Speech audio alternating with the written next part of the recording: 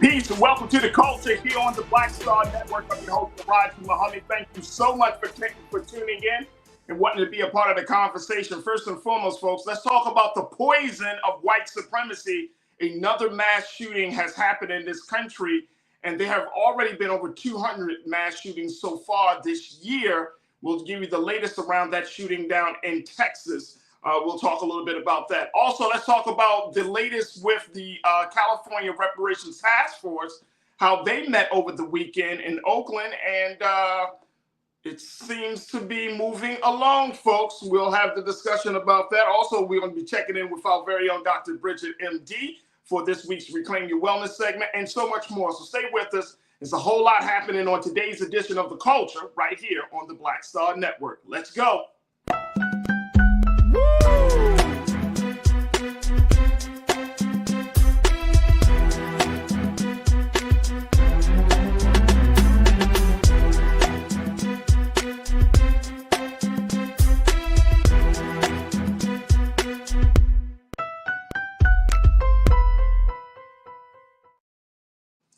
Folks, welcome to the culture here on the Black Star Network. I'm your host, Faraji Muhammad. Thank you so much for tuning in and being a part of the conversation. Happy Monday, folks. I hope you enjoyed your weekend. I sure did. So big shout out to everybody that just offered a little bit of little well wishes for me on the birthday. I truly appreciate your crew. Thank you. And I'm looking forward to the new chapter. So there it is right there. Folks, we got a lot to talk about. First and foremost, let's talk about the situation that has happened over the weekend in Texas, talking about that tragedy, another mass shooting. This time, 8 people were killed and at least 7 others were wounded when a gunman had opened fire at an Allen, Texas outlet mall on Saturday afternoons. And this is according to latest local officials. Take a look at this here, folks. This is the report coming from CNN, as information is still coming in about what happened, what would cause the man to open fire the way that Mr.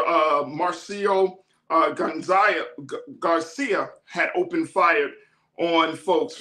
And according to the latest reports, he was killed by police on the scene. So 8 people were killed, at least 7 others wounded. The shooter, who was killed by police outside the mall, has been identified as a 33-year-old man.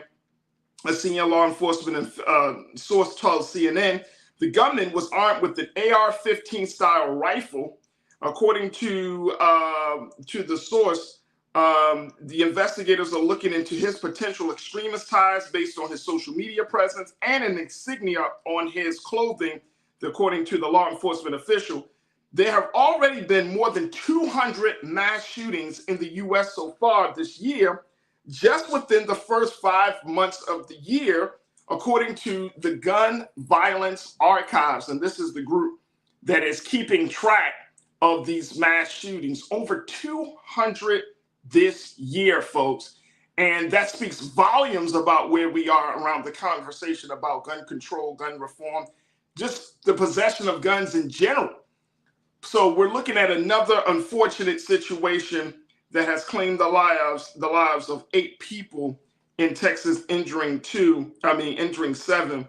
And this situation, of course, in this small town of Allen, Texas, has rattled some folks. There are some thoughts around the shooter's background. Again, this is 33-year-old Mauricio Garcia. There was some insight that he may have been motivated by potential extremist ties. According to the investigation, authorities are investigating whether the shooter was motivated by right-wing extremism.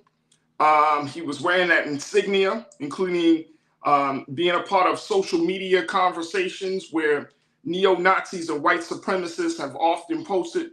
So we're looking at this poison of white supremacy, and more importantly, how this poison of white supremacy has affected all these people around the country. And I'm going to just go say, folks, that this whole situation, this whole conversation is just sad, absolutely sad. The word is, and this is coming from some other sources, that local police and federal law officials believe that the shooter, he rampaged through a crowded Texas mall outlet, leaving at least 9 people dead. This is the latest around this as we're seeing it. And again, this investigation is open. Information is still coming through. And he started shooting randomly. Now, the question becomes like, who is this guy? Was this is this something that just happens out of the blue? Was there a connection? There hasn't been any information about who Mauricio Garcia is and his views, just to know the fact that he has been influenced by white supremacy. Rolling Stone reported that the FBI review and triage of the subject's social media accounts reveal hundreds of postings and images to include writings. This is from Rolling Stone, and Keenan, if we could put this up on the bottom. But it said that they have revealed hundreds of postings and images, writings with racially or ethnically motivated violent extremist rhetoric, including neo-Nazi materials and materials espousing the supremacy of the white race, according to a bulletin from Rolling Stone. So this is a real problem. That's why, and Keenan, also, we can change the, I wanted to say, of course, there's a mass shooting in Texas, but I want to talk about the poison of white supremacy. And sometimes people don't want to have this conversation, or the conversation is sometimes outside of ourselves. But folks, if we start to see this idea that white people are better, white people are more superior, or there's this very distorted view of the value of the emphasis placed on one's skin color, right? This is a problem for America, folks. Now we're seeing, can we, as we have these conversations, and I'm not saying that all mass shootings are racially motivated, but I bet you if we were to look at those 200 plus shootings, which I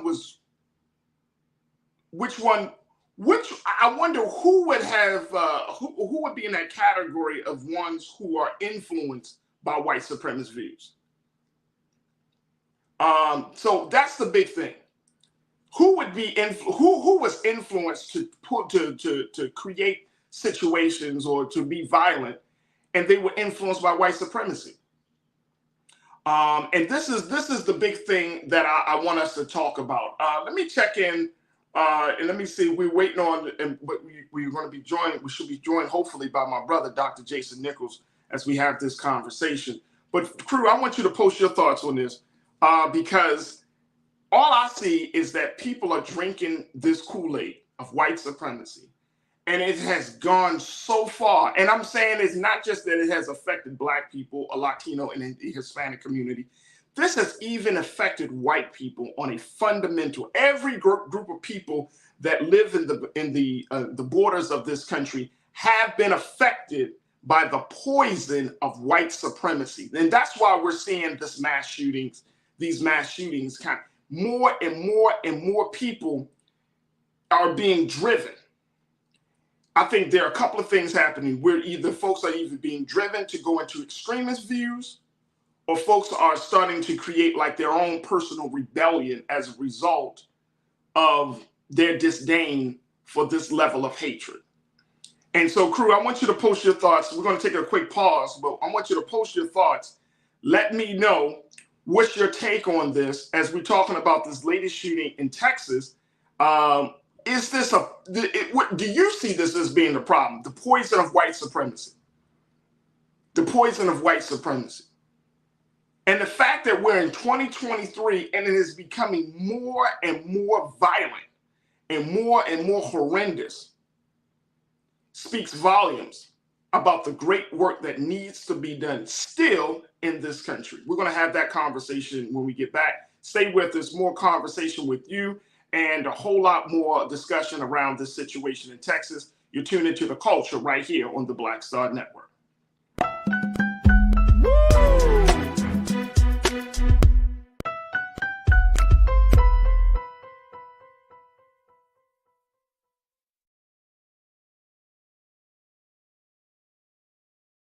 hatred on the streets. A horrific scene, a white nationalist rally that descended into deadly violence.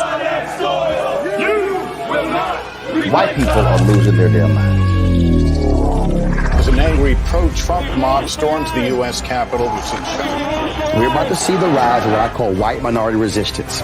We have seen white folks in this country who simply cannot tolerate black folks voting. I think what we're seeing is the inevitable result of violent denial. This is part of American history. Every time that people of color have made progress, whether real or symbolic, there has been what Carol Anderson at Emory University calls white rage as a backlash. This is the rise of the Proud Boys and the Boogaloo Boys. America, there's going to be more of this. Here's all the Proud Boys, guys. This country is getting increasingly racist in its behaviors and its attitudes because of the fear of white people. The fear that they're taking our jobs, they're taking our resources, they're taking our women. This is white fear.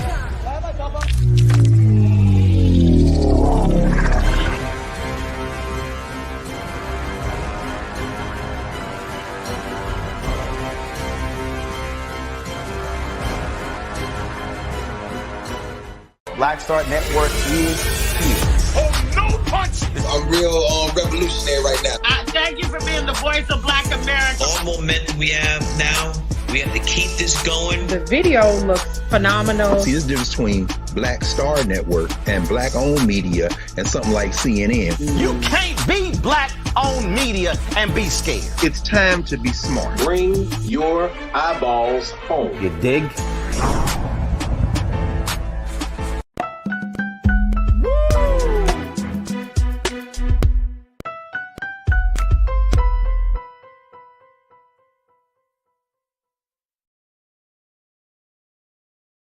All right, folks, welcome back to The Culture here on the Black Star Network. I'm your host, Faraji Muhammad. We've been having a conversation around white supremacy, the poison of white supremacy, as we're looking at this latest mass shooting in Texas over the weekend, where a 33-year-old had rushed into an outlet mall in Allen, Texas, killing 9 people and injuring many more. He was eventually shot on the scene by another officer who just happened to be in the outlet mall, but he was shot and killed.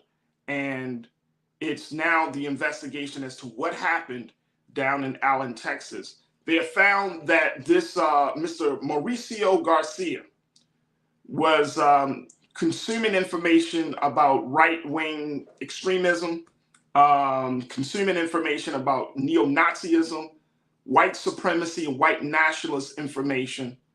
And this may have led to him making a move this deadly. I want to get your take on this, folks, as we talk about this poison, how it can imbalance the thinking of any individual who takes it in. Join me in a conversation. Post your thoughts on Facebook and on YouTube as we're streaming now and there. And of course, we're streaming on blackstarnetwork.com and Amazon News. All right, let me go to Corinna. You kicked this off today. Corinna, you said, my sister, you said, Roland is right. People of conscience must vote. 75% of Texans under 30 did not vote in the last election, yet I'm sure complain about what's going on. 75%. I didn't look at the numbers, Corinna, but that's a lot. That's a lot. And I'm glad that you bring up that point that, you know, you can't complain about something if you're not willing to change it. Can I say that again for the church? You can't complain about something unless you're willing to change, unless you're willing to do something different than we have been doing because of whatever the case may be. We got to do something different in this country and do something different with this conversation. It can't just be gun control, gun reform, mental health, hate act, you know, some type of violence, hatred and violence. It can't just be these normal things. 200 mass shootings. People are so upset. People are so angry. People are so distorted in their thinking and so have been imbalanced by what they see happening in this country that they're now looking to take it to violent means to try to address it. Even though it doesn't address it, it actually only adds more trauma. It adds more pain to the conversation. All right, let's go back to what you got to say, crew. Davey, good to hear from you, man. Davey Floater, you said, remember the Buffalo shooter pulled up a Nazi regalia from the Ukrainian Azov battalion? This stuff is always connected to the military and gun manufacturing. Military and gun manufacturing. The military is something. What is going on in the military? Maybe we need to have a conversation about this, crew. Maybe we should have a conversation about what is going on with the military today in the sense of how it is addressing the social justice question, the race question in this country. We just had another military man deal with the situation in New York, right? We don't know what the background, I mean, that information is still being gathered. Does he have military ties along with his extremist ties? I mean, what is going on with that part of the discussion? So, Davey, that's a great point. Gun manufacturing, we know. Gun lobbyists is one of the biggest lobbyists in the country. They lobby political officials. The NRA is they don't hide from who they're willing to put their support behind. The political officials who stand with the NRA don't hide from where their support is coming from. So we're looking at a situation where it's out in plain view. And in spite of having 200 plus mass shootings in the first 5 months, the GOP, the Republicans, they're not saying they're going to do something really substantive with gun laws. They're not going to really address that. They're not. We're not having a conversation about guns. The moment we do have a conversation about guns, then people start to say, what? Oh, this is against my rights. Oh, you're trying to, go back, roll back on the Constitution. Oh, this was something that, we were privileged to have. But what about the victims? What about the shootings? What about the volatile mix of the poison of white supremacy, having access to guns, living in a state that you can, that pretty much justifies you to walk around with a gun with the stand your ground law and open carry laws, right? What about all of these things that when you mix them together create the perfect storm for human massacre? What about that? Okay, just bringing up some points. Real Brooklyn, my guy, you checked it and said, Faraji, mass shootings is more to do with Americans who feel entitled. And unfortunately, that includes folks who are criminals, people with mental issues, and bigots. That's a lot. That's a lot. Real Brooklyn, you on to something, bro. Entitlement, mental health, bigotry, racism, right? People who feel like that their world is falling apart. They can't handle the disappointment. They can't handle the change. All of that. I think you're right on, bro. I think you're right on. I think that's the problem. I was reading something today. No, it was over the weekend when they were talking about, and we had discussed this on the show, that in some states, the age to get guns is still, I think, like 18. You talking about these high-powered rifles. You talking about these AR-15s. You talking about these semi-automatic weapons, right? And you're talking about, imagine 18-year-old today. I'm not talking about 20 years ago's 18-year-old, but today's 18-year-old who may not have cultivated or developed their mental health capacity, develop the self-regulatory system within themselves where they can deal with certain things, deal with disappointment, deal with rejection in a healthy way where they don't have to take it to violent extremes. That's what we're dealing with. That's what we're dealing with. Good point, Real Brooklyn. Thank you. Tiana, my sister, you checked in. I don't think this is about primal urges. This is about power and causing fear. I would agree. I would agree. I don't think it's about primal urges, too. It's too premeditated for me, Tiana. It's not like, this is random.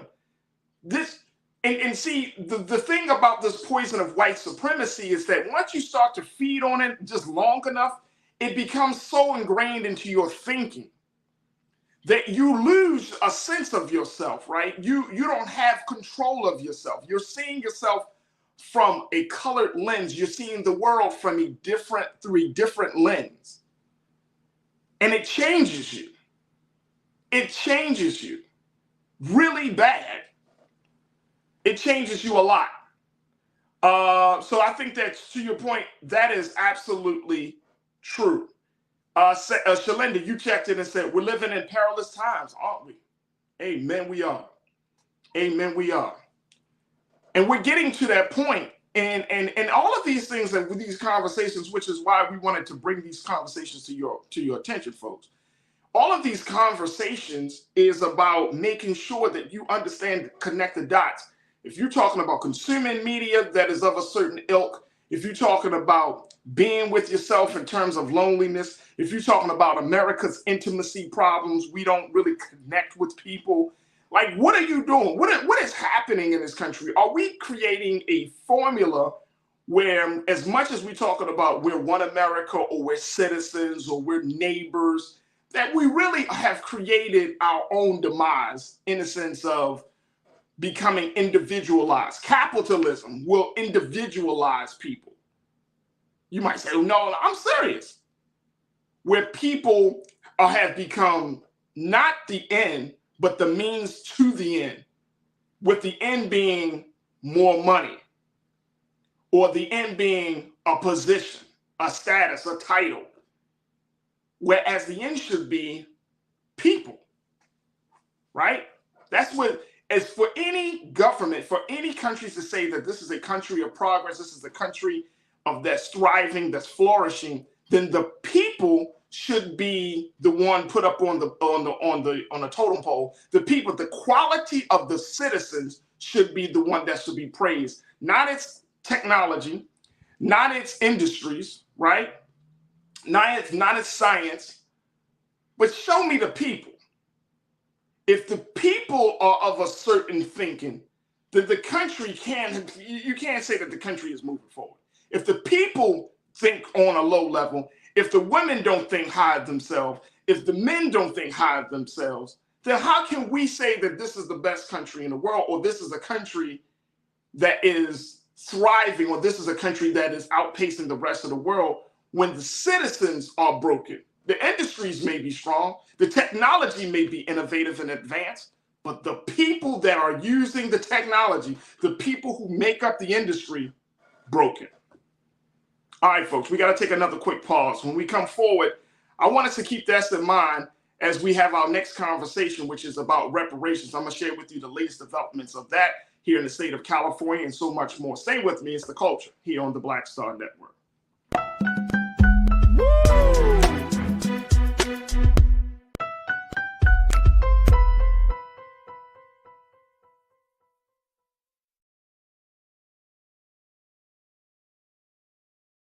Black Star Network is here. Oh, no punch! I'm real revolutionary right now. Thank you for being the voice of Black America. All momentum we have now, we have to keep this going. The video looks phenomenal. See, this difference between Black Star Network and black-owned media and something like CNN. You can't be black-owned media and be scared. It's time to be smart. Bring your eyeballs home. You dig?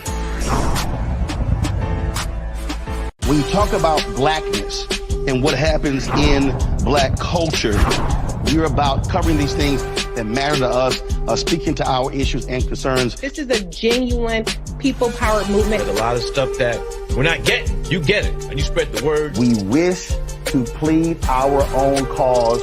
Too long have others spoken for us. We cannot tell our own story if we can't pay for it. This is about covering us. Invest in black-owned media. Your dollars matter.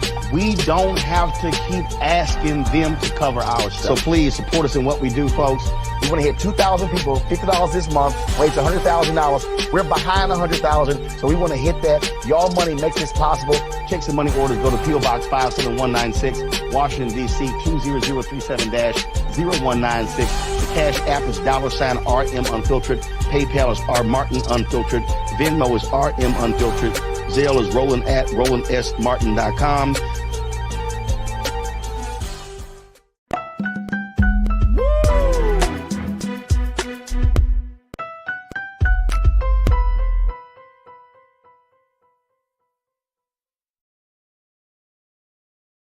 All right, folks, welcome back to The Culture here on the Black Star Network. We've been talking about the latest situation down in Texas and how the town of Allen, Texas is going to are now trying to recover and heal from this past weekend's tragedy of that great mass shooting down in one of their malls down there that have left 9 people dead and others injured.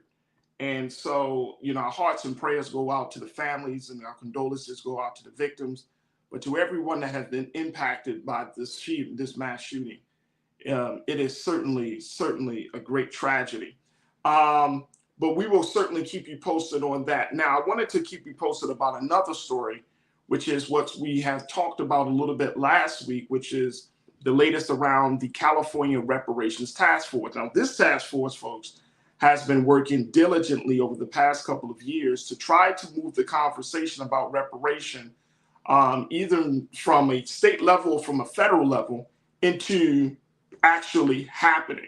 And so this weekend, when the task force met, they were able to make some headway around this issue of reparations. And it looks like California might be getting closer to issuing reparations to its black constituents, to those who are eligible. Now, this panel, they were created to consider talking about the California Reparations Task Force. Remember, this task force was created to vote, to try to see if this is even possible from a financial point of view, from a legislative point of view, social, economic point of view. Is this possible? Well, they met in Saturday in Oakland. It was the 15th public meeting of the Reparations Task Force to study and develop reparations proposal for African Americans. And according to their chair of the panel, Camilla Moore, these were the recommendations. I want to show you what they recommended so far, because they have moved forward to approving recommendations for the payments of reparations to Black Californians. The recommendations will be presented at the task force next meeting before being presented to the legislature by the deadline of July 1. The recommendations outline restitution, which, if approved, could cost the state billions of dollars. Among the possible estimates of reparation for Black Californians recommended by the task force are: 1, estimated value of payment for healthcare disparities, $13,619 for each year residency based on a 71-year life residence expectancy. Estimated payment for housing discrimination, you're talking about $148,000 or $3,366 for each year between 1933 and 1977 spent as a resident of the state. Estimated payment for mass incarceration and over-policing, you're talking about $115,260 or $2,352 for each year of residency in California during the 49-year period between 1971 and 2020. So you're talking a lot of money, because remember, we talked about this, folks, that this whole situation could look to cost the state about $1.2 million per Black citizen that are eligible for reparations. Now, if you also remember, the task force had provided a recommendation to call for the state office to process reparation claims and to do what they say, identify and mitigate the ways that current and previous policies have damaged and destabilized Black families, to restore historical sites, to support education, and to offer free legal aid and other services. The other recommendation that the task force is looking to have is that includes updating language in the state's constitution, removing racial bias and discriminatory practices and standardized testing, compensating people deprived of profits for their work, investing in and creating free healthcare programs, and apologizing for acts of political disenfranchisement. Wow. Wow. All right, crew, talk to me here. I want to get your take on this. And the word is, it's not clear whether the California state legislature will put all or some of the recommendations into place. But California's Black population is more than 2.5 million. Not a lot of people in one of the largest states in the country. 2.5 million Black people are in the state of California, according to the U.S. Census Bureau. All right, let me hear what you got to take on it. What's your take on this as we're talking about the reparations movement in California? All right, Janelle, you checked in and said the sooner the masses realize that, quote, we the people was never meant to include the majority of us, the sooner we can get about the business of making this nation a better place for the 99%. Right. That's true. That's true. That is true. We do have to come to that, Janelle. I agree with you. I feel like that is probably one of the unspoken parts of the conversation, which is, let's just first recognize when it says in the founding documents, we the people, it did not include Black people. It did not include Latinos. It did not include Asian Americans. It did not include marginalized communities. We the people. It didn't include the LGBTQ community. It didn't include all of these groups that are on the outskirts that have been on the fringes of social justice. It didn't include that. So if we can acknowledge, like, look, we need to have a conversation about reparations because we were not included. You can't say Black folks were included in that phrase, right, Janelle, of we the people, yet it also states in the Constitution we're 3/5 of a human being. So that already goes to show you that that's not included, that we're not a part of that. You can't just be like, no, it does mean that. No, it doesn't. Because the Constitution has also said that we aren't human. We aren't fully human. So we can't say that we're a person and then the next document says we're not a person. So no, it does not include us. But we got folks in this country who are in a place that they don't think about that. It's not important. Want to make this very clear that if the lawmakers adopted all of these recommendations, lifelong Black California residents, older than 70 would each receive more than $1 million. So I think last week we talked about there's a possibility of $1.2 million, but the point is $1 million for lifelong Black California residents older than 70.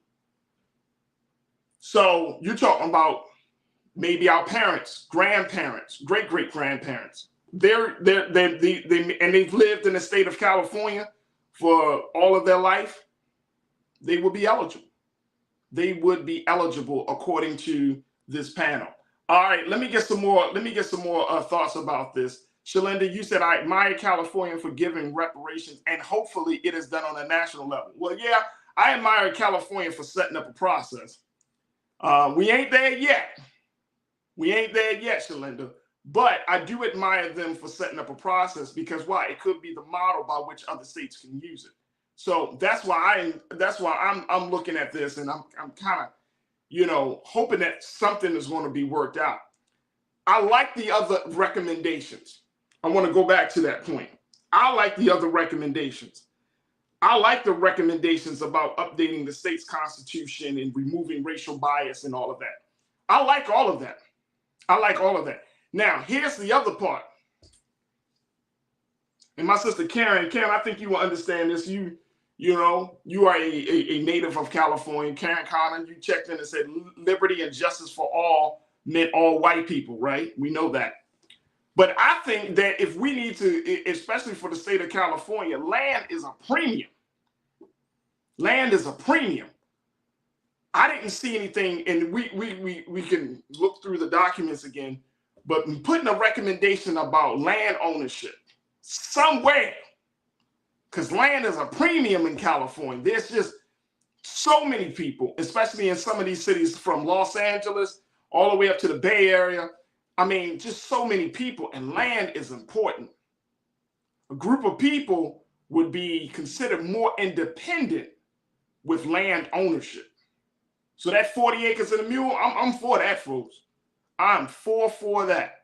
All right, look, I got to take a quick pause. When we come forward, we'll have more conversation. I want to get more thoughts from you folks about this whole idea of reparations, the latest round for the California Reparations Committee, and what do you see happening? What do you see happening? A lot of these decisions, these recommendations will be going up to the California State Legislature in the summer. So this might be happening very, very soon. There's a very real possibility that this could happen. How do you feel about that? All right, folks, stay with us. The conversation continues right here on The Culture on the Black Star Network.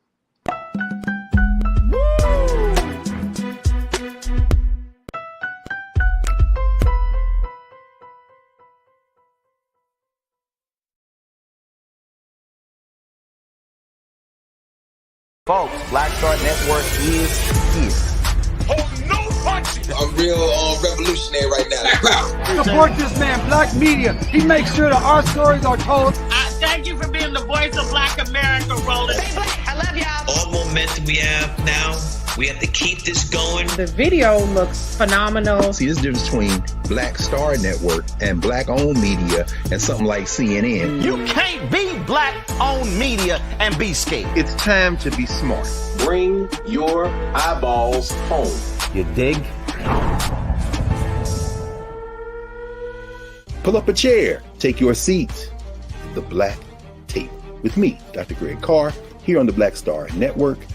Every week, we'll take a deeper dive into the world we're living in. Join the conversation only on the Black Star Network. Hi, I'm Dr. Jackie Hood Martin, and I have a question for you. Ever feel as if your life is teetering and the weight and pressure of the world is consistently on your shoulders? Well, let me tell you, living a balanced life isn't easy. Join me each Tuesday on Black Star Network for A Balanced Life with Dr. Jackie. We're all impacted by the culture, whether we know it or not. From politics to music and entertainment, it's a huge part of our lives, and we're going to talk about it every day right here on The Culture with me, Faraji Muhammad, only on the Black Star Network. I'm Deborah Owens, America's Wealth Coach, and my new show, Get Wealthy, focuses on the things that your financial advisor and bank isn't telling you, but you absolutely need to know. So watch Get Wealthy on the Black Star Network.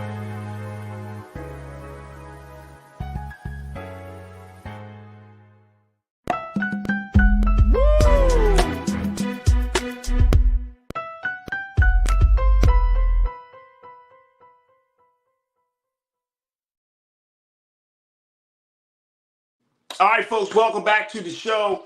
We have been talking about the reparations movement, how in the state of California, excuse me, they have moved forward in approving the recommendations. This is the California Reparations Task Force, and you can see there, this was some photos from this past Saturday's meeting, their 15th public meeting in Oakland, California, where they decided to approve the recommendations for the use for a number of recommendations around this issue of repaying the debt that's owed to Black people in this country.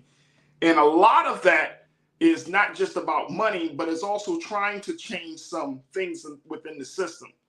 And I want to go back. Let's go to quote 2. I'm going to just throw this back up there real quick, Keenan, for those who are just tuning in.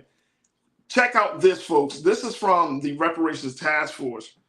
But the task force had previously called for a state office to process reparations. Remember, we talked about that last week. But then they also talked about restoring historical sites, supporting education, and to offer free legal aid and other services. See, this is the meat of it for me. This is the meat of it. So we might be in a situation in the state of California, and the whole country is looking at this, where it's not just about the money. It has to be a multifaceted set of recommendations that is going to speak to the ongoing injustices that are held against Black people in this country. Free legal aid, restoring of historical sites, supporting education, keeping things to kind of open, because I'm sure there are going to be a number of discussions from what does that mean? What does that look like? How does that affect my children? that type of thing. Other recommendations, including updating language in the state's constitution. This is exciting stuff for me, because as much, if we could talk all this talk, but you got to put this stuff down on paper, so that way future generations, future political leaders and social leaders and business leaders can go back to imagine going back to the state constitution, changing the language. Imagine going back to the national constitution, changing the language where it doesn't say 3/5 of a human being, or we're not diminished or relegated to the thinking of men from hundreds of years ago, but we're talking about improving the Constitution. That way we can evolve the very document that we say this democracy is set upon. So I think that is absolutely pivotal. And then once you update the language, you got to let every industry within the state know this is the language. This is where California is going. Removing racial bias and discriminatory practices and standardized testing. We talk about that often. Compensating people deprived of profits for their work, investing in and creating free healthcare programs. Come on. And apologizing for acts of political disenfranchisement. This is not the end all be all, folks. What I'm looking at is the conversation has to start somewhere. And if we're going to apologize for gentrification, apologizing for redlining, apologizing for disenfranchising Black people from voting, apologizing for using strategies and other tactics to keep Black people from voting. Come on, you got to include a lot of other stuff, not just the Porter payments. All right, let me go back to what y'all are saying, because many of you are checking in, and I love hearing what y'all got to say, crew. Sandy, my sister, you said, I'm interested in knowing about the movement.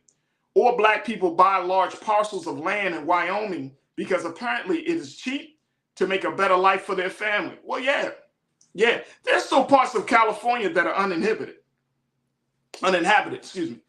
And I think that's, should be a part of the discussion. Like, what's the land piece?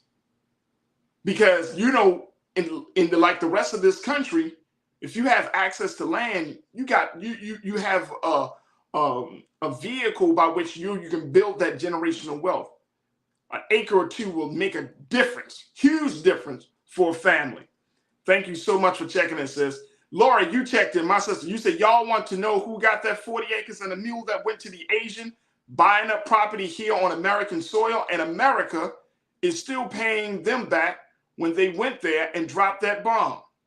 Well, yeah. Well, America's paying them back. And guess what, Lori? America apologized for that situation, right? So we see this stuff is happening. So that's why I don't understand. And Lori, you might have heard this part of the conversation. This is why I don't understand when people act as if, when Black folks talk about reparations, it's unimaginable. It's unheard of. It'll never happen. Man, please. Come on, folks. America has paid reparations before, but we are the one group, we are that one citizen that you got to have a big conversation about, because we built this country. We built this country. Our blood, sweat, and tears is in the soil. It's in the grave sites. It's underneath the businesses. It's in the bricks of the school. It really is under the white of the White House. We built this country. So we can't act as if this is not a bigger conversation. You can't have human rights or civil rights without talking about the rights of Black people in this country first, or having that as the backdrop, or having that as the very foundation of the conversation. Let me go to Truth is Power. Truth is Power, thank you for checking it. You said California is going that way because we voted good people in, and we got people in that would hear our voice, and he put an agenda out for us, and we should be taking advantage, and we should take advantage of it. Vote. Facts. I agree. I agree with you, bro. You got people in, why not? Why not? And guess what? Just because this task force is moving along, there's just something be on the ballot that regardless of who gets in, this thing is ironclad. That's what this is what it, when we're talking about institutionalizing this this movement and the ideas and the recommendations, you got to make it ironclad. So regardless of who becomes governor, who becomes mayor, who gets in the state legislature, it can't be undone without the existence of the California Reparations Task Force. It'll be interesting to see if the task force will continue or how long the task force will continue, because you're going to need a group of people to ensure the progress, to ensure that everything is going according to plan. You know what I'm saying? Generally, task forces are coming together to kind of get things started, and then they're disbanded. But my hope is that maybe, and this is why I think the task force may have recommended this, creating an office that will be responsible for this, because the office from there could be a part of the state government, and essentially that office can handle the ongoing management of the funds, the ongoing management of any type of questions and information, and just making sure that that office is going to hold whatever, governor, administration, whatever administration, they're going to hold people accountable to make sure that folks get what they're supposed to get. All right. Let me take one more, and then we got to take another quick pause. Jeanette, you say, keep the apology and give me tax-paid land that no haters can freely invade. How about that, Jeanette? How about that, sis? I'm with you on that one. Keep the apology. Well, you know what? I do want the apology. I'm not, look, Jeanette. I'm one of them people, I understand the energy. I understand the spirit, because I'm of the same energy. But there is something about when there's a public apology to a people. It's like bringing closure. You know what I'm saying? It's like hearing somebody who has done something to violate you or your family member, and you seeing them in court and you hear the sentencing, and you know what I mean? It's like it has to bring some level of closure, because America never apologized in public. And imagine if the president, if the governor, if some high-ranking official says, we apologize to Black America, or we apologize to Black California for what the transatlantic slave trade has done to you. Now, I know some of you say, well, I will accept the apology, I won't accept the apology, but it has to be made public. It got to be made public. So I agree. We want the apology, and I want the land too. And I want all of these other recommendations. I hope that the state legislature really understands this. Now, here's the thing very quickly, and then we got to end out and take another quick pause. They're planning to do one more meeting before they start putting together all of these recommendations. The next meeting, I'm just looking here, is going to be held on June 29th in Sacramento. So that's going to be the next meeting for the California Reparations Task Force. They will discuss final changes before presenting its proposals to the legislature. So if you're in Sacramento, Sacktown, if you're up in that area, and you had an opportunity to go to the Reparations Task Force meeting, go to the meeting. Get involved, hear what is being said, share your ideas, discuss with people, network, build. But that's going to be the last meeting for this Reparations Task Force before they go to the state legislature and put up these proposals and these ideas on how Black people can be repaired. Even if it's just a little money here, a little change of legislation there, a little change of policy there. It's how do we start repairing and healing those who have been damaged by slavery. All right, folks, we got to take another quick pause. When we come forward, let's talk to our sister, Dr. Bridget, MD, as we get this week's Reclaim Your Wellness. Stay with us. A whole lot coming at you in the next hour of The Culture right here on the Black Star Network.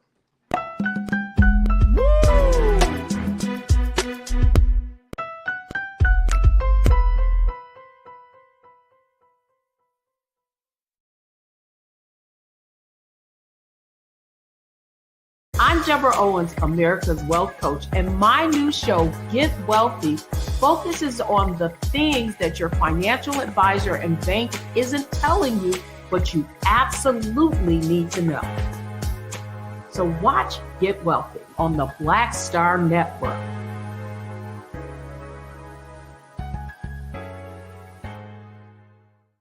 Black Star Network is here.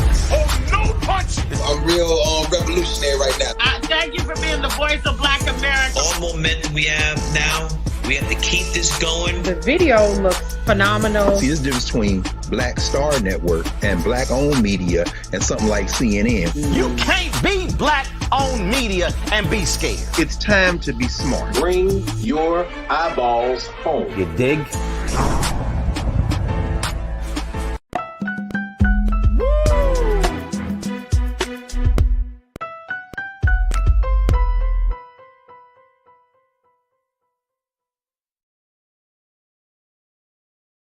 All right, folks, welcome back to the show. Welcome to the culture here on the Black Star Network. Welcome to our second hour. If you just missed the first hour, make sure y'all check it out and check out all the content as we talked about the latest in that shooting, that mass shooting in Texas, and we gave you the latest with the reparations task force here in California. Make sure you do your due diligence and join us in the conversation. Check it out, share it with your friends and family, and let them know the culture is on. All right, folks, it is Monday. And it's time to check in with our sister, Dr. Bridget Cole-Williams, for this week's Reclaim Your Wellness segment. Take a look.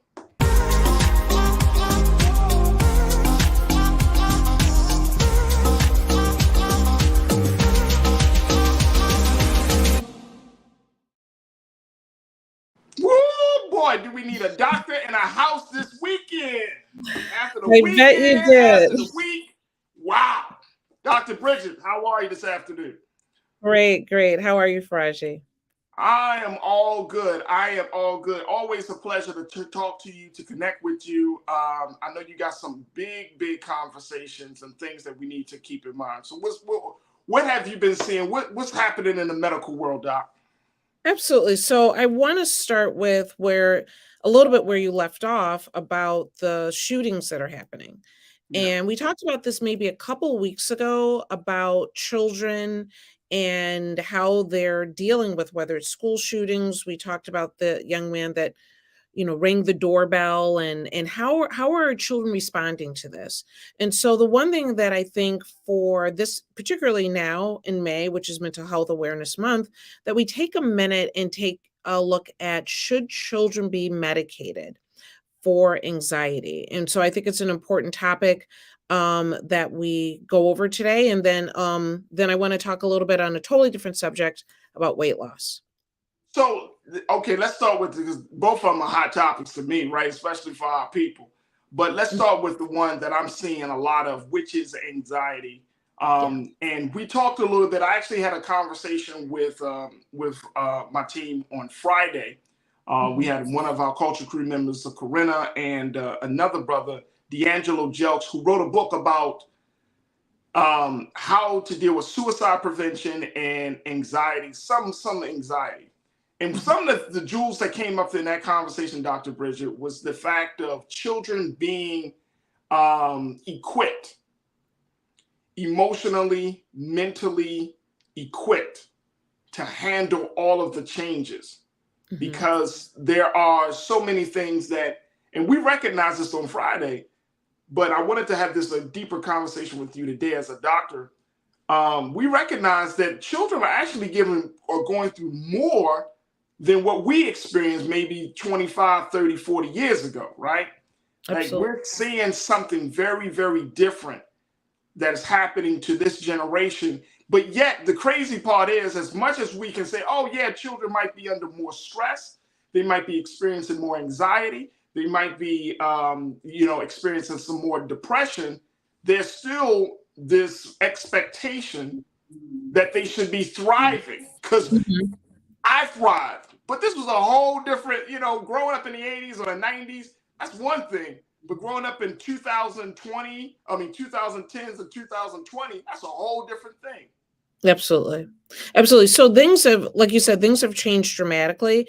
And not only are we expecting our children to be equipped to manage the political unrest, the racial unrest, the issues with the shootings and just leaving your door and what might happen and the instability of our society, we're also expecting the parents to be equipped to deal with this. And I don't think there's enough conversation around what resources do we have to help our children. So that alone, I think, is important because the children cannot be equipped unless the parent is equipped. Mm. So Right? are you finding that in your practice and in your talking to your patients, do you find that parents are equipped? Do they have the resources? Not necessarily. I think that we're kind of used to parents and dealing with the everyday struggles that they're already dealing with Yeah. raising their children. But when we look at the comparison of the social media and everything that children are experiencing right now, I think we're simply accepting it instead of saying, how do we protect and combat? And so I always go back to communication is key, finding ways to connect with your child, because even in this, every child is going to deal with this differently. Their exposure to the media is maybe different, even within the household, between the different ages and what they're seeing and what they're talking about in school, they're going to have different experiences. And it's our responsibility as the parent to understand each individual child and act accordingly. So right now, even the rate of anxiety for youth has doubled since 2012. So this is information from 2021, so post-pandemic, and then that is an ongoing, everlasting aspect of how it's switched our culture, right? So this, people say post-COVID. There's no post-COVID right now. We're just at a different phase of it at this point, and how we manage to handle this alters as time goes on. And so 20.5% of young of our youth has anxiety symptoms, which is doubled from years before that. And so how are we managing this is the question. Man, 20.5% have anxiety problems. So that is clinical anxiety, right? That's like stuff that's on paper. That's not necessarily counting the number of people who may not have visited a doctor and had those, had that evaluation done or had those conversations with their doctor. So it could be a little bit more, especially among children who aren't the most vocal and not going to be the most emotionally open, person to talk to. Am I wrong or right in thinking that? Absolutely. I mean, when we were talking about these numbers, they're usually based on a study that they have calculated these numbers, but then there's all the people that they're not reaching. And to be quite honest, as Black and Brown community, we go to the doctor or to the hospital for very physical, palpable issues, but not necessarily something that is invisible. And many times, anxiety can be an invisible diagnosis. So let's talk a little bit more about that, Doc, and then we're going to take another pause. But let's talk about this because I'm hearing there are so many questions that come to my head when I hear like celebrities say that they had a mental health breakdown, they had an anxiety attack, right, or a panic attack. What's the best definition that we should use to describe what anxiety is and how it impacts us? Absolutely. So anxiety is really a mental unrest or discomfort that causes stress, feelings of being overwhelmed or being burdened by whatever situation that you might be in. It might be directly related to a specific incident, but many times it's an overall feeling of being overwhelmed that people experience. And when that feeling escalates, people start to have physical manifestations that might be sweating, increased breathing, heart racing, jittery. It's a series of symptoms that people might have that lead to what some people may consider like a breakdown or panic attack or what have you. And Yeah. so many times when we are seeing our children and they're making their changes in their behavior, many times you go to the doctor and they very quickly will start a medication. And so I think we need to talk about what is appropriate, what is not appropriate, and how best to help our children. Should medication be a part of the conversation when you're talking about anxiety in children? Like, should I even be a part of the conversation, or are there some things that parents, community members, schools, other folks who interact with children can do to make sure that our children aren't medicated? Absolutely. So I think the concept, the idea of being medicated is a negative for many of us, right? That we consider this to be a place that we never want no one wants their children on medications if they don't have to be, right? Right. To say, should it be a part of the conversation? I think that's an individual choice for every family and every child. And so I'm never going to say it should not be. But I do think that children often need time, explanation, care, connection. And if doing cognitive behavioral therapy in itself can be as effective as medication for many, and that we need to be more mindful of using therapy, using meditation, creating more support in the community. And then if needed, medication might be an option as well. That's really good to know. Really good to know. All right, look, we're going to take a quick pause, folks. When we come forward, we're going to continue the conversation with Dr. Bridget, MD, for this week's Reclaim Your Wellness segment. And I want to get your thoughts on this around children and anxiety. Rodney, I checked in. I see you checked in, bro. Good to hear from you. You said you've been dealing with anxiety for years as an adult. You can't imagine how hard it is for kids to deal with this. I can't either. And I think that a lot of folks have to understand the impact that anxiety has made. I'm gonna share with you some stuff around racial justice and how that has played on Black youth, because just as much as white youth and other youth have been experiencing anxiety, we know Black youth are right there, right in the middle of all of the madness and chaos. Not only are you talking about the anxiety of getting older, the anxiety from going from one school to the next or moving into one neighborhood into another neighborhood, you're talking about the anxiety of being Black and how that's more pronounced now than we've probably seen in recent years. So we'll have more conversations. Stay with us. You're tuned into The Culture here on the Black Star Network.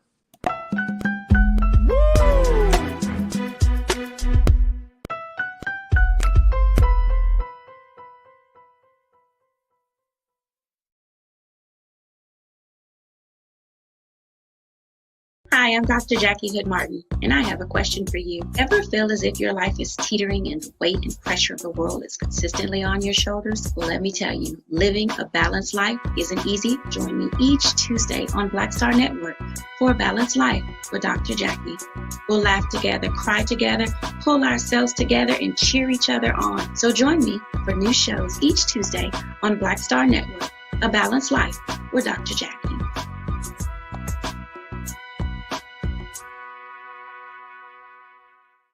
Black Star Network is here. Oh, no punch! I'm real revolutionary right now. Thank you for being the voice of Black America. All momentum we have now, we have to keep this going. The video looks phenomenal. See, there's a difference between Black Star Network and Black-owned media and something like CNN. You can't be Black-owned media and be scared. It's time to be smart. Bring your eyeballs home. You dig?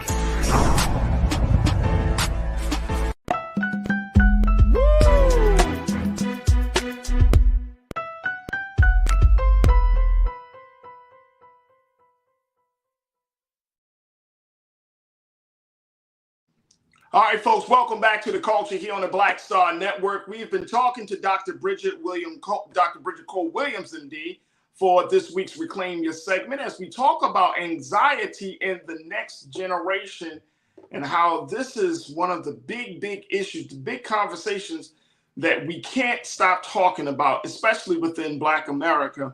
And I'm so happy that Dr. Bridget is bringing this into our minds and helping us to understand some of the complexities around this. Doc, again, thank you so much, as always, I think you're providing some really, really good insight into this as we're asking the question, should children with anxiety be medicated? Now you're saying, I asked the question, should be completely not a part of the conversation. You said, well, we can't totally eliminate it. That Absolutely. sometimes it may be necessary. And I know that, you know, and you're a Black woman, you're a mother, along with being a healthcare professional.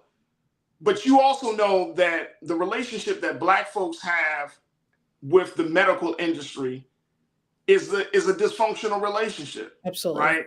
Mm-hmm. So we become the numbers for being over medicated. We become the numbers for, and I've seen some of these reports about just in terms of prenatal care and some other medical issues, like we are overdiagnosed. I remember reading a report just last week, with an article that was saying, making a point that when Black folks go into the doctor's office and it's automatically, and this has been based on a history, we automatically have been deemed schizophrenic, mm-hmm. or suffering from bipolar disorder. Right. And boom, it becomes like this, you know, it's written and there's nothing that can change that. And now you have to hear the stigma of those diagnoses, right? Right. Mm-hmm. Right. And so the same thing I feel like with anxiety, especially with Black youth, right? That Black youth already get a paint with this broad brush. You come into the doctor's office and boom, you got anxiety. You need medication. Mm-hmm. And people are pushing back on that because how do we trust that is going to be the right diagnosis? How do we trust that the medication that we are receiving will actually be effective? I mean, there are a lot of questions around it.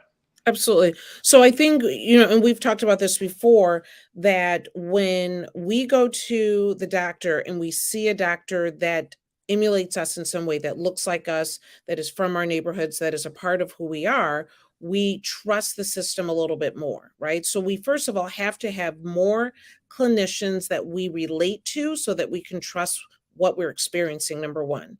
Number two, we have to have some knowledge of how this visit should go. Because if it's a quick visit with a quick prescription being written, something has gone wrong. There should most likely be lab work involved. There should be some suggestion of therapy. There should be a much more involved conversation than it looks like you have anxiety and let's give you medication, because sometimes this might be a thyroid disorder, right? Sometimes this can be anemia. That might, you know, young girls with heavy periods might have anemia and might look like anxiety. So we need to say, what is the differential diagnosis before you quickly assume that it is anxiety? But to be honest, in this day and age, there is a lot of reasons why young people might have anxiety, and that we need to act accordingly so that they have a better experience. So not only is it about, do they have this diagnosis? How do we treat? What type of therapy should they get? Medication, or whether it's cognitive behavioral therapy, and finding therapists that look like us as well. And I think 2 weeks ago in my Instagram, I listed different resources of finding therapists that look like you, right? But we also need to be even more cognizant of, what does a child look like when they do have good mental health, when they are well adjusted? Because I think sometimes we look at the teenage phases and the difficulties that they might be going through, and children go in and out of different behaviors. And sometimes we are not always sure, how well is our child adjusting to life, and when is it actually becoming a problem? And so when we look at a child, let's say the youngest ages of like 3 to 5 years old, we're looking for a child that tends to be affectionate, okay? Tends to be resilient, has a lot of positivity and curiosity. That is a healthy 3 to 5 year old. And so as much as we talk about what it looks like to have mental health issues, I think we need to even work harder to see, what does a healthy child look like? Because sometimes I think when you're busy and you're a parent and you're moving, sometimes we don't know what healthy behavior looks like. And I can see age groups and what behaviors are a well-adjusted child, and I can list those on on the Instagram later today as well. But I want us to be not only aware of what it looks like when a child's having a problem, but I want you to go home tonight and look at the child we'll go through the different age groups. And does your child have good, well-adjusted behavior? And if they don't, then let's look at what else might be going on. I love that, Doc. I love that. And that is so real that when we look at children, especially from you said it's from starting at the age of 3. Right. That is so real, because when I look at my daughter and I'm like, man, she is everything. Then I got to keep reminding myself, like, bro, she is 3. Right. I've been caught saying, why don't you just grow? Oh, shoot, you're only 4 years old. Because you're rushed and you're anxious yourself and you're stressed yourself. And sometimes we need to look at our children's behavior and say, this is what a healthy child looks like. And if you're not seeing that behavior, then let's start talking that when we talk about Mental Health Awareness Month, it's not just the downfall of negative experiences and diagnoses of mental health problems, but Mental Health Awareness Month should also be being aware of what good mental health looks like. And not only should we be cognizant of that for our children, but we need to talk about that for ourselves. What does good mental health look like? Because we could pass on, and I think I've read this somewhere that, we could pass on some level of anxiety to our children by how we're handling them, right? 100%. It's like, you want to say it again? 100%. It's nature versus nurture, right? Is their anxiety coming from within, or did I teach my child to behave in an anxious manner? Ooh. And I've seen it. I've seen children be around anxious adults and very quickly adopt the behavior, and then saying, wait a second, something's happened in this interaction, and that we need to make sure that our children stay in a safe and happy place. Man, that's a hell of a thing when you pass on anxiety to your children. Yeah, absolutely. Because because here's why I'm thinking that, Doc, and then we're gonna get some comments from the crew. The reason I think about it is that I think about it like the same way we do fear. Like a parent's fear can become a child's fear, right? 100%. You know what I mean? And I think about that, like my daughter loves jumping off of high places. My fear is like, what? What are you doing? And she's like, nothing, Dad. You know what I'm saying? And so, but like the whole how do you get the proper balance for that? Because you don't want to teach your children to be afraid or always be nervous and anxious at everything, but you want them. So you're trying to get them a proper balance. How do you establish that? So I think you have to look closely at your own behavior and realize when you might be acting out of stress and anxiety versus what is actually logical and in place. We want our children to be smart. We don't want them to be fearful, right? And so I've seen quite often when children are around like highly germophobic adults, and then they're afraid to touch this, they're not doing anything abnormal, right? But if you teach your child fear of everything around them, keep in mind, and going back to, the show earlier, racism is taught fear. And so we can teach fear, and nothing is more provocative and lasts longer in a person when we're trying to convince them of something than fear tactics, right? And we see that throughout history. When you teach fear, it is hard to undo. So we want to be careful that our issues do not become our children's issues. When you teach fear, it's hard to undo. Yeah. You're taking me to church today. You're taking me to the church. When you teach fear, fear is hard to undo. Yeah. Damn. And that's across the board. Fear Generationally, you teach fear and it continues and it continues. So we want to be, the best thing you can do for your children is be healthy yourself.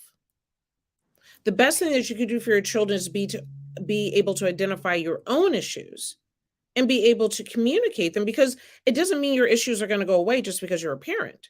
But if you're able to communicate, hey, I have a problem with this, but that doesn't have to be your problem, then the child's able to recognize the difference. And it's okay if people have problems. We work through them. That's part of the human condition. Right. But it is very important that we don't pass along our own fear issues. Many times we have children where, we want them to be successful, but the fear of going out into the world, many times we end up holding our children back.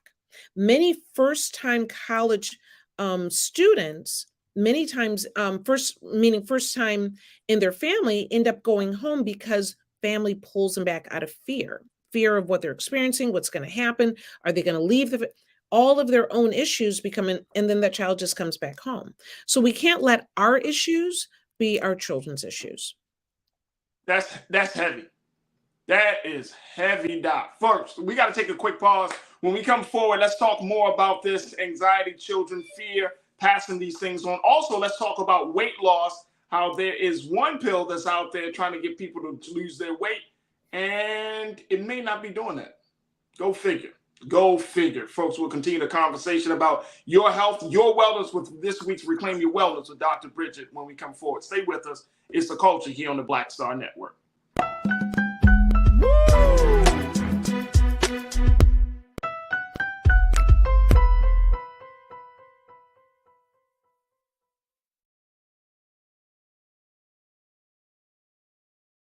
Black Star Network is here. Oh, no punch! I'm real revolutionary right now. Thank you for being the voice of Black America. All momentum we have now, we have to keep this going. The video looks phenomenal. See, this difference between Black Star Network and black-owned media and something like CNN. You can't be black-owned media and be scared. It's time to be smart. Bring your eyeballs home. You dig? When you talk about blackness and what happens in black culture, we're about covering these things that matter to us, speaking to our issues and concerns. This is a genuine people-powered movement. There's a lot of stuff that we're not getting. You get it, and you spread the word. We wish to plead our own cause. Too long have others spoken for us. We cannot tell our own story if we can't pay for it. This is about covering us. Invest in black-owned media. Your dollars matter. We don't have to keep asking them to cover our stuff. So please support us in what we do, folks. We want to hit 2,000 people, $50 this month, raise $100,000. We're behind 100,000, so we want to hit that. Y'all money makes this possible. Checks and money orders go to P.O. Box 57196, Washington, D.C. 20037-0196. The Cash App is $RM Unfiltered. PayPal is R Martin Unfiltered. Venmo is RM Unfiltered. Zelle is Roland at RolandSMartin.com.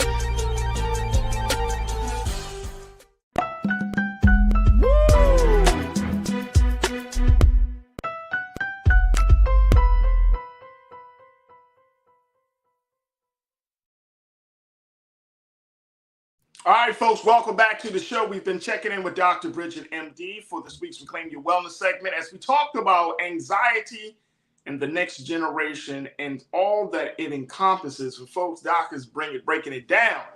I mean, this piece around about anxiety being passed on, fear being passed on, it gives us an insight as to how serious of influence we have on our children.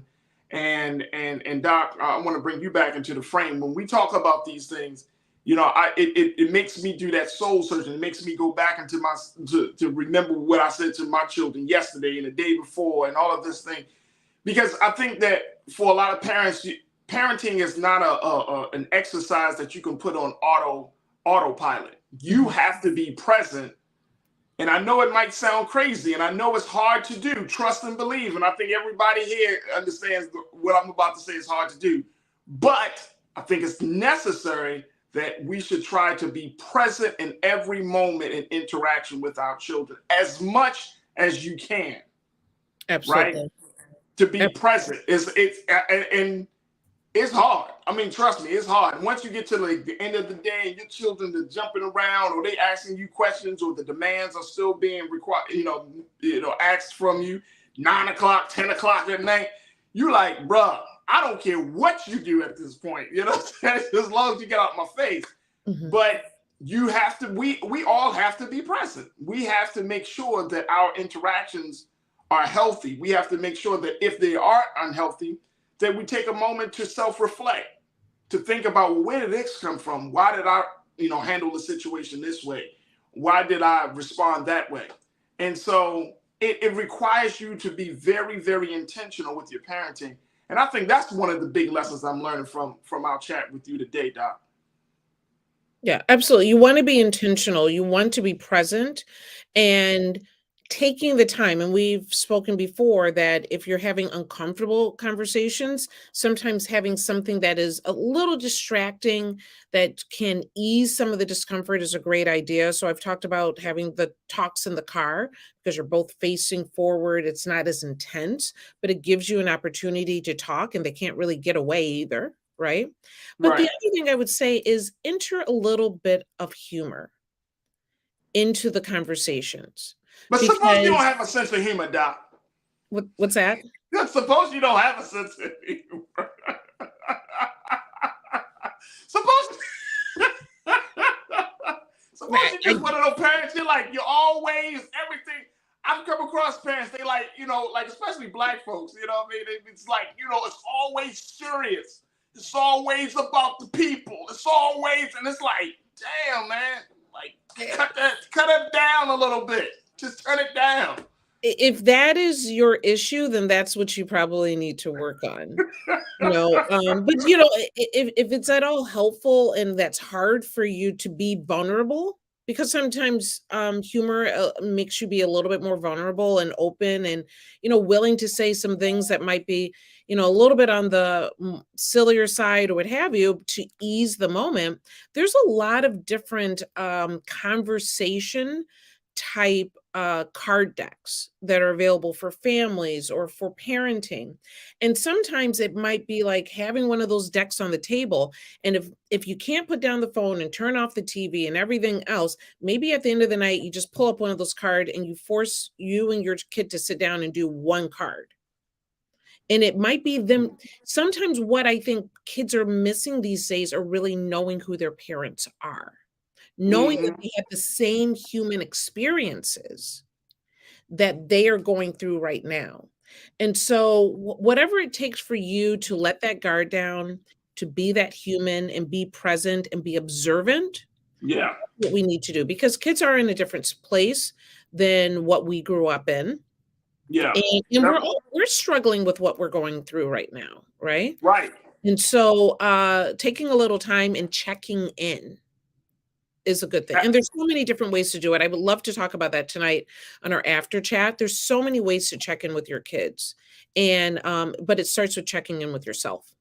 Oh no, I love that. I love that. And the fact that once you do check in with your children, like that level of conversation, I know for me it did. This helped out tremendously. Once I talked my problems or my situation and my anxieties over with a trusted adult when I was a child, it made me feel better. You know what I mean? I know it's kind of like after school special, but that's what we saw on them sitcoms when we were growing up, right? They have that, especially like Carl Winslow sitting down and, what's going on, son? And you know what I mean? Right. It's a cheesy moment, but I'm telling you, cheesy moments are absolutely essential when you're a parent.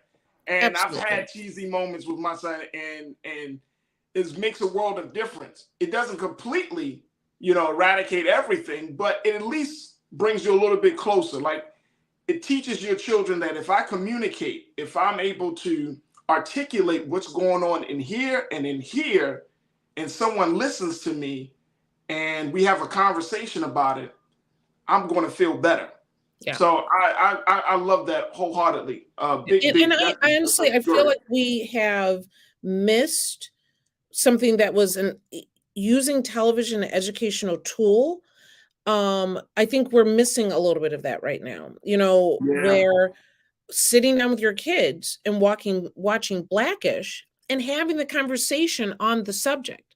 Though it's great entertainment, it's family television, but it's also an opportunity to say, hey, what do you think about that? This is what happened. You can when it becomes uncomfortable, you can utilize those type of things. Before Blackish, there have been other shows, but of course the Cosby Show was famous for that. It was built for that. built famous. for that. Right.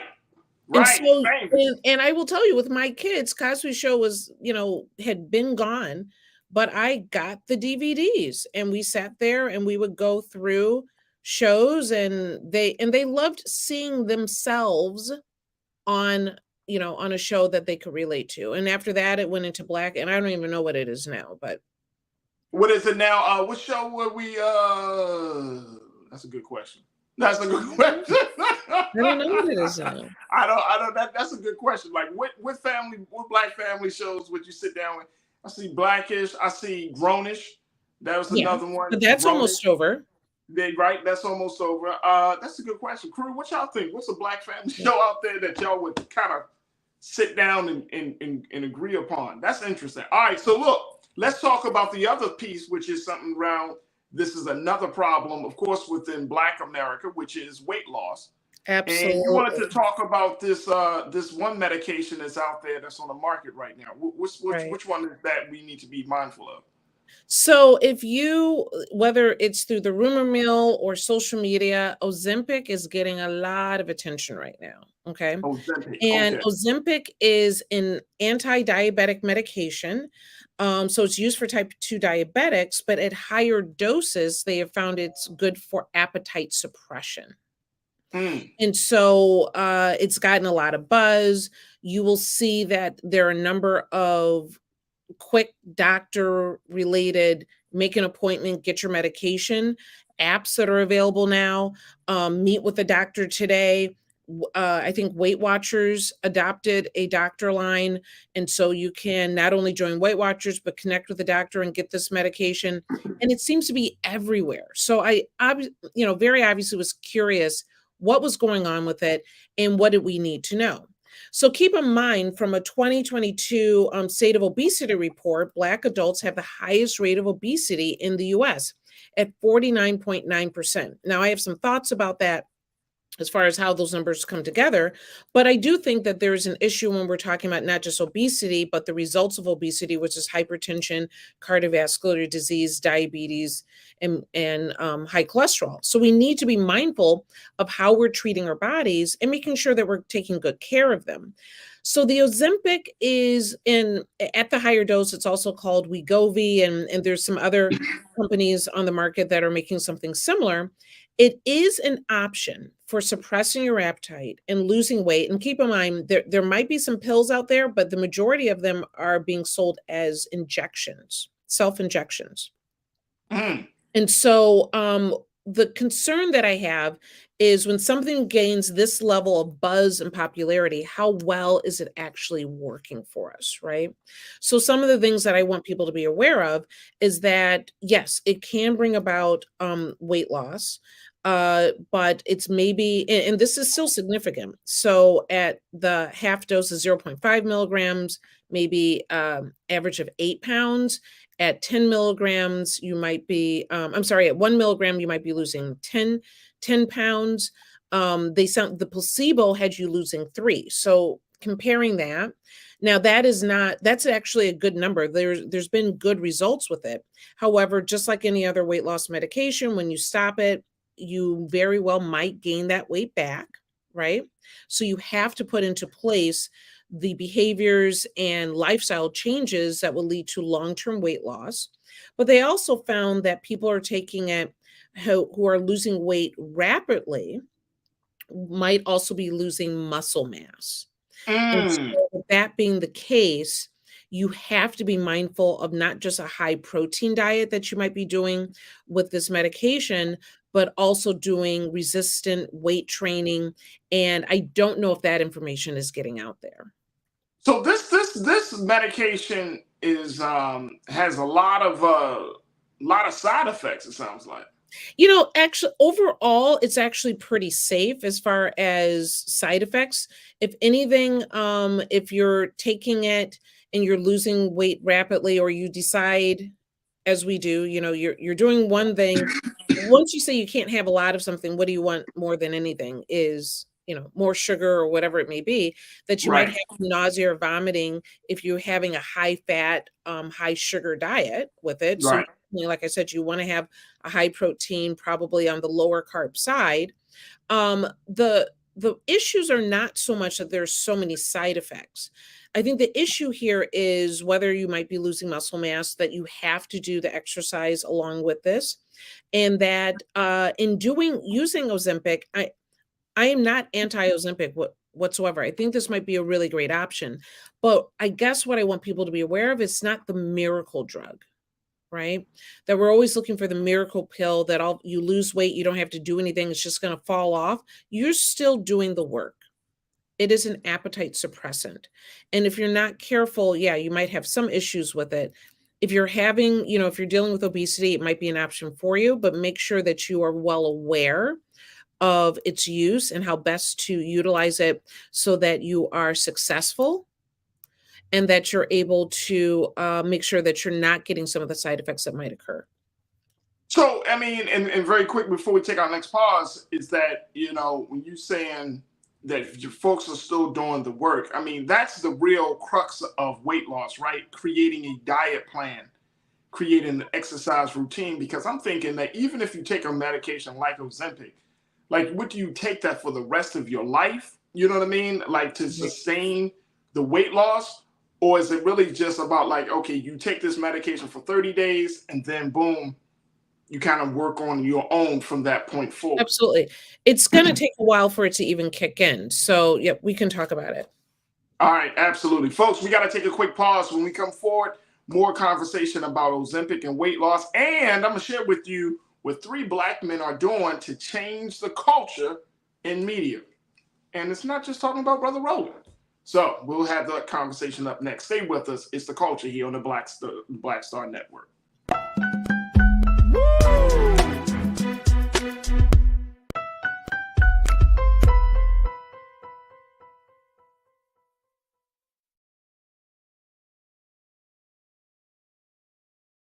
Black Star Network is here. Oh, no punch! I'm real revolutionary right now.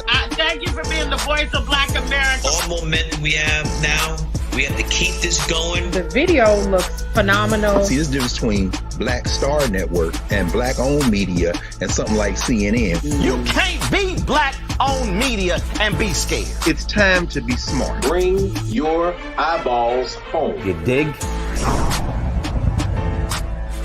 When you talk about blackness and what happens in Black culture, we're about covering these things that matter to us, speaking to our issues and concerns. This is a genuine people-powered movement. There's a lot of stuff that we're not getting. You get it, and you spread the word. We wish to plead our own cause. Too long have others spoken for us. We cannot tell our own story if we can't pay for it. This is about covering us. Invest in Black-owned media. Your dollars matter. We don't have to keep asking them to cover our stuff. So please support us in what we do, folks. We want to hit 2,000 people, $50 this month, raise $100,000. We're behind 100,000, so we want to hit that. Y'all money makes this possible.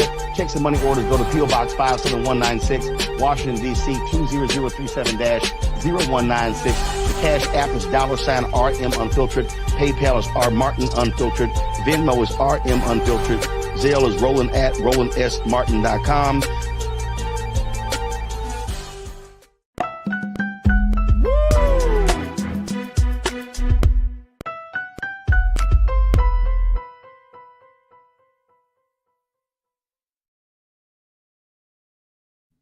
All right, folks, welcome back to the show. We've been checking in with Dr. Bridget, MD, for Reclaim Your Wellness this week. And Doc has been telling us about Ozempic, a weight loss medication that has some impact that will have some impact on our bodies. And Dr. Bridget, I want to, just be clear that as much as there are weight loss medications that's out there and that's on the shelf, that it still comes down to the person making some changes. They still got to put in, as you say, put in that work, right? Whether it's exercising. And one thing I've learned that when training in the gym, they said that 80 to 90% of the real training starts in the kitchen. Right. So Ozempic is an option, you're saying, that may help. Janelle checked in and says, doesn't Ozempic have some competition? There are different Well, there are other weight loss medications. Ozempic is interesting to me because, to be honest, despite what we shared, it has less side effects than a lot of medications and less dangerous. It can actually be cardiovascular protective, and because it's a diabetic medication as well. So it can lower your risk of heart attack and stroke in people that have type 2 diabetes. So there's a great option here. There's a lot of other medications that are much more expensive, and Ozempic is one of the GLP-1 medications, is glucagon-like peptide medications that are out there. There are definitely some other ones that are also people are starting to utilize for weight loss. I just want people to realize in using this, and I do believe that a jump start in weight loss can be incredibly motivating, but you're saying that a great deal of weight loss is in the kitchen, a great deal of weight loss is in your mind, right? Because if you don't change the way you think, behave, look at your body, look at food, look at activity, then weight loss is simply fleeting, and the weight will always come back, right? Right. So I think this is an interesting option for people. You're seeing it more and more. So I think it's worthy of a conversation. Yeah. But be mindful that, and you don't have to be a diabetic to get the medication. But you do want to, and it can be incredibly expensive as well. So it's something to look at. It's something that's being offered pretty much in so many different weight loss areas. If you're having issues with weight, it might be something for you to consider. But you do want to be mindful and also realize that nothing is a miracle pill. Absolutely. Absolutely not. Doc, we got a few moments left, and I want to give you an opportunity to talk about the after chat for this evening, to take the conversation even further, the conversation around adult mental health in children. Yes. And some of the other things that you want to discuss. Just put it out there, Doc. Absolutely. So we can continue our conversation about weight loss and all the different aspects, which I think, for years I did a lot of weight loss medicine. So I'm happy to always have that conversation. But I think not only talking about children and anxiety, but I really want to dig even further into what good mental health looks like in children, and the different age groups and what to look for. So we'll do that at 5:30 this evening, Eastern Standard Time, on Instagram Live on Dr. Bridget MD. There it is right there, Dr. Bridget MD. Folks, y'all can check her out every Monday here on The Culture for the Reclaim Your Wellness segment. And of course, make sure y'all tune into her after chats, where you don't know what might be said or who might jump on. But guess what? Doc gonna keep it on track and keep the conversation real. Dr. Bridget, thank you so much for the great work you're doing. And of course, thank you for being so good for the culture. Absolutely. Thank you, Faraji.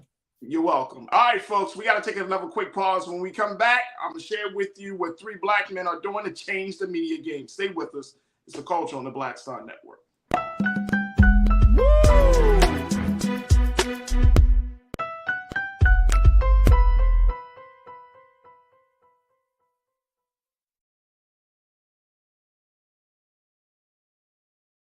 Pull up a chair, take your seat. The Black Tape with me, Dr. Greg Carr, here on the Black Star Network. Every week, we'll take a deeper dive into the world we're living in. Join the conversation only on the Black Star Network. Black Star Network is here. Oh, no punch! I'm real revolutionary right now. Thank you for being the voice of Black America. All momentum we have now, we have to keep this going. The video looks phenomenal. See, there's a difference between Black Star Network and Black-owned media and something like CNN. You can't be Black-owned media and be scared. It's time to be smart. Bring your eyeballs home. You dig?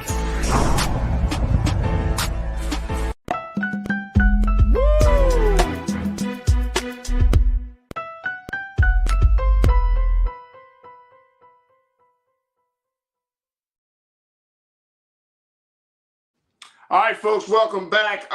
Just wanted to bring you up to speed because there seems to be this growing trend, folks, of Black folks getting involved in media. Now, we have talked about how some, some of our millionaires and high profile individual celebrities and business people have come together to try to buy a sports team. Well, now it seems like the trend is now let's shift from sports to now let's shift to media outlets. And this is the case that we're seeing right now with a couple of brothers who are deciding to pool their resources to take advantage of a big opportunity. First and foremost, Paramount, one of the big production houses in the industry, and has a global impact and global reach. They have decided to let go of some what they call non-core assets, folks. That's the business term that they want, non-core assets. And essentially it leaves spaces like BET up for grabs. Well, 3 black men have decided to launch their bid for BET. You're talking about Shaq, 50 Cent, and writer and director and creator Kenya Barris. Now, according to the reports from the Griot, the sources familiar with the bid say that the trio has joined forces with Group Black. I love the name of this group, Group Black, which aims to invest in and expand Black-owned media companies, private equity firm CVC Capital Partners, and Authentic Brands Group, which develops and licenses brands to retail operators for the potential business move, according to the Wall Street Journal. Bids for BET Media Group, which owns the VH1 and BET cable networks and the BET Plus streaming service, reportedly are due later this month, with support from cable tycoon John Malone. Robert Johnson established BET in 1980. It was the first national television network aimed primarily toward Black viewers. Viacom, now known as Paramount Global, purchased BET in 2000 for $2.3 billion in shares and $570 million in existing debt. Now they are trying to do their due diligence to get rid of BET, and you got these 3 brothers that are looking to buy it. Now, also along with buying it, you have other black men who are planning to put a bid in. Byron Allen with his media company, and a couple of other folks are doing it on the other side as well. So this is interesting. Very, very interesting. Tiana, you checked in and said BET is a non-core asset. What the hell? I mean, look, folks, when BET first started, and here's why I wanted to bring this up. BET first started, it was revolutionary. Y'all remember the beginnings of BET under Bob Johnson, right? Revolutionary, Black programming, Black talk. That's where we got to hear Black news in a very, very authentic, in a very, very unfiltered way, right? There was Black news. I remember Ed Gordon and Jackie and many other voices that we probably haven't heard of. I think Tavis Smiley was on there. Everybody, I mean, just seems like BET was that space. But then BET did get bought by Viacom. BET became a different station. It became a different channel, a different network. The programming was still directed towards Black folks, but it became different. But it's interesting to see now that we are in this space where now, when we're talking about the culture or shifting the narrative, there's more interest in creating or buying or having control of media spaces. This is why Brother Roland continues to be an advocate of supporting Black media, right? Because this is the direction, this is the wave of the culture right now. If Black folks don't have media outlets to tell our story, to speak our truth, then guess what's going to happen, folks? It will be drowned in all of the other stuff. If we're not having conversations that are relevant to us, if we're not having discussions that are relevant to us, if we're not acknowledging when things affect us, then how can we truly say that we are, quote unquote, being healed, or we're becoming more independent, or essentially becoming more critical in our thinking, when we don't have a place, a space, a platform that's going to allow us to show our brilliance? And so, something that was on my heart as I was just thinking about my birthday this past weekend and all of that stuff.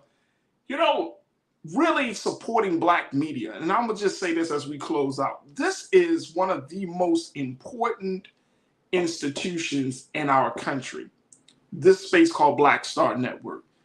Because I don't know about you folks, but this is the absolute most perfect time for us to have our own space to talk about the issues that are most important to us, to come to a consensus about the direction that we want to go in this country. And I know we don't all believe the same way. Our experiences aren't the same. Our jobs certainly aren't the same. And even though we may be Black on the outside by skin color, it doesn't mean that we all think the same way. So I understand it. So that's why this is important.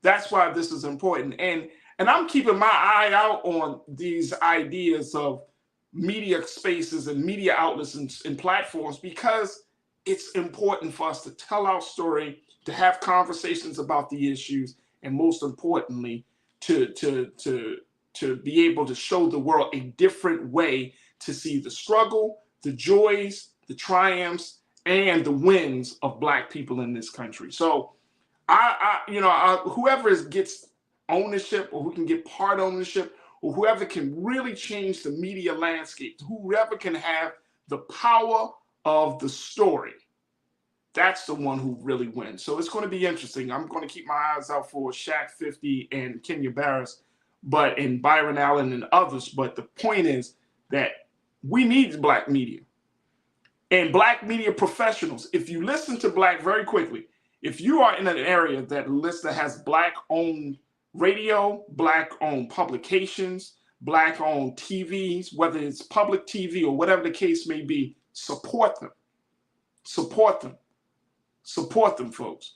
Because it is those spaces that need to be supported. We can't talk about, oh man, what happened to the Black-owned stuff, when we had an opportunity to support Black-owned things, Black-owned media operations, and we didn't. So we definitely got to put our money, we got to put our time, we got to put our attention on supporting Black media now like never before. Could you imagine going through all this stuff in this country and we didn't have Black Star Network? We didn't have a space to talk about culture. We didn't have a space to talk about the impact of women with our new show, The Frequency. We didn't have a Roland Martin Unfiltered that kicked us off and had become the trailblazing program that it has become.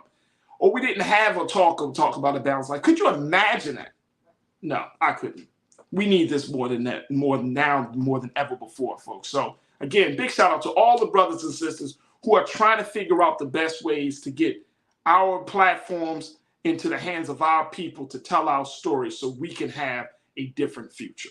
All right, folks, that's going to do it for us. I thank y'all for tuning in. Make sure you support us here at Black Star Network. Your support is everything to us. So please don't forget to check us out at blackstarnetwork.com. Go to the website. You can certainly support us financially. You can share the content, follow us on all platforms, and make sure that you do your due diligence of supporting Black Star Network. Also follow me on social media at The Real Faraji on Instagram and Faraji on Twitter.